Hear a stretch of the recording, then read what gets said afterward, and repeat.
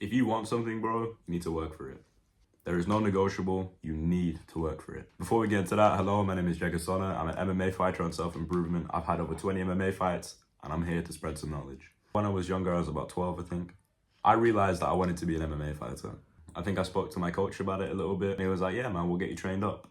But there was one thing I really didn't like doing, which was striking. So before the jiu-jitsu class on a Thursday, there's a striking class. I remember thinking to myself, I don't want to do the striking today, so I'm not going to. And I just showed up for the grappling. I walked into the gym. We used to train in like a village hall, so I walked down the side of the mats. And my coach came up to me and he kind of looked a bit disappointed. He was like, how come you didn't come for the kickboxing? And I said something like, oh, I couldn't be asked, I couldn't be bothered today. And I was speaking to him the day before about wanting to be an MMA fighter. He said to me something like, I thought you wanted to be an MMA fighter. You need to strike to do that. And I think I said something like, oh yeah, sorry. And I thought about that for a while. I thought, I do want to be an MMA fighter, but I don't necessarily want to train striking because I don't really enjoy it. It was kind of like a turning point for me. It was like, okay, I do want to become an MMA fighter, so I need to train like an MMA fighter. So what I did as a 12-year-old, I started coming to every single session that I could. It was only 3 nights a week at the time, but then we started training in my coach's shed every single day, sometimes twice a day.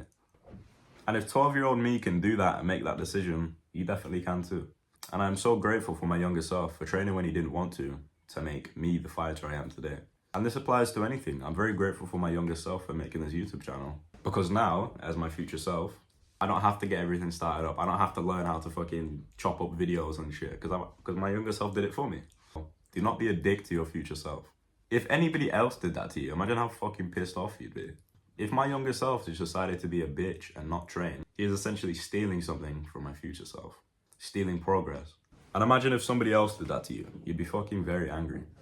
But because it's yourself, you're not. And you know what that is? That is not taking accountability, and that makes you weak. I was going to say sometimes, but all the time, you need to do the hard work even when you don't feel like it. Because you are blessing your future self.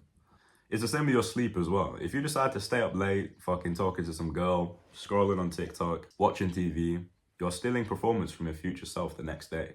So your past self in that situation is an absolute dickhead. It's like in the medieval times. If a father died with debt, it'd be passed on to his son. His son would be hunted down by the debtors, and if his son didn't have the money to pay, they would kill him. Be nice to your future self. Think about your future self. Put the hard work in now so your future self can benefit from it. Do this for a second. Close your eyes and just think, am I grateful for what my past self has done for me? If your answer is not yes, then put the fucking work in. But anyway, I hope you get a new insight from this video and it can help you. If you've enjoyed this video, please subscribe, please like, please share it to a few friends, and have an amazing day. Remember, be the past self your future self is going to be grateful for. Boom.